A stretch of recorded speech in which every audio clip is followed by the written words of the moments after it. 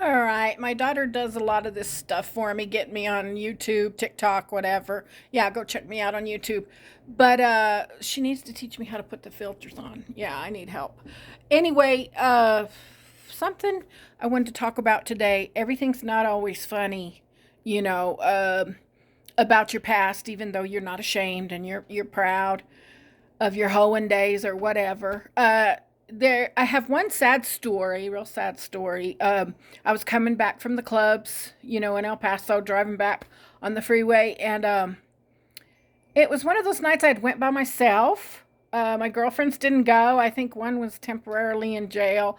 The other one was stuck at home with their kids. The going out road crew, we called each other, didn't go. So I went anyway, which is kind of, dumb. Like, why are you going to go clubbing or go meet some guy you don't even really care about by yourself? But I was feeling like I wanted to go out. Nobody else wanted to go.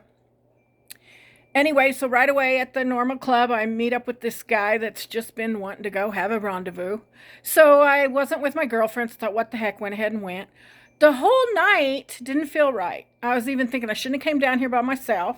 I shouldn't be going to his house. You're not even that crazy about him just because you're a so-called, addicted to sex.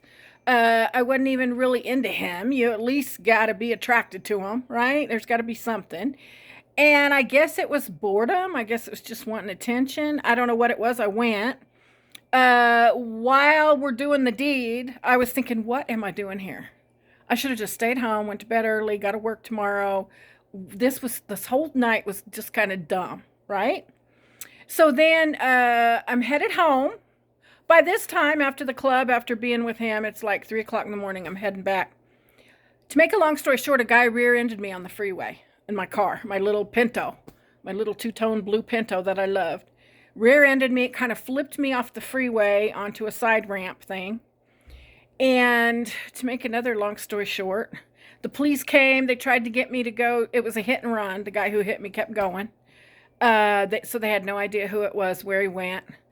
And some people had seen the accident from their house. They were sitting on their porch by the freeway. They came running over. They said, hey, we're going back to your town tomorrow. Come and stay with us and we'll give you a ride in the morning. And the only thing I kept thinking is, I want to get back home. I want to get back home. My daughter's going to be worried. So anyway, to make another long story short, I ended up staying on these people's house because the police were like, let's get you to the hospital. My foot was bleeding. My toenails were ripped off. Basically, my leg hung out. My car door got flung open during the accident. And I had a gash on my leg. That was the worst of it, thank God. Could have been much, much worse.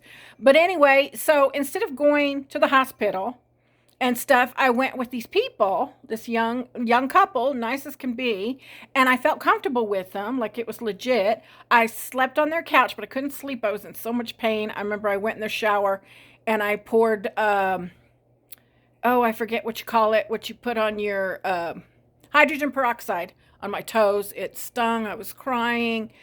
Anyway, and but I made it home the next day. Called my daughter, told her what happened. I'll be home tomorrow. Everything. Anyway, I made it out alive.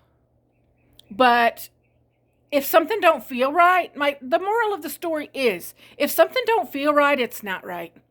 Don't go with the night. Don't go with the flow. Don't keep doing what you're doing if it don't feel right. Because if it don't feel right, it ain't right. Always follow your heart. Okay? Always. Love you. Be safe. Talk to you soon.